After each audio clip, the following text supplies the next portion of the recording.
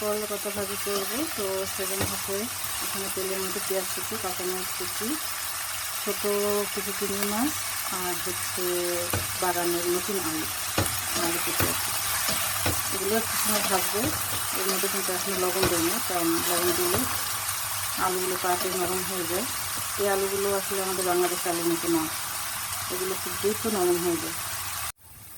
আলুগুলো একটু ভাজা ভাজা দিয়েছে, এখন হচ্ছে করলা পাতাগুলো দিয়ে দেবো।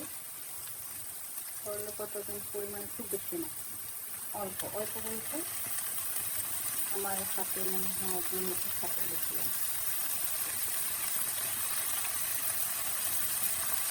শাকটা যখন পানিতে শুকায় দেবো তখন হচ্ছে লবণ দেবো, তাহলে কিন্তু অনেক সময় লবণ কম বেশি হয়, শাকের ক্ষেত্রে আমার বুঝতে পারবে হয়। এখন হচ্ছে লবণ দিয়ে দেবো, সিদ্ধ করে আসছে সবই প্রায়, পানিও শুকায় গেছে। এখন চুলার জালটা একদম লো করে তারপরে পুরো ফুলটায় ভাজা ভাজা হবে, পাতা রঙটা কালো কালো হয়ে আসবে, আলুটা একটু crispy হয়ে আসবে, তারপরে হচ্ছে নামিয়ে নেবে। করলা পাতা ভাজি শেষ, এখন গরম গরম ভাতের সাথে খাওয়ার পালা। এত সুন্দর একটা ঘ্রাণ বের হয়েছে।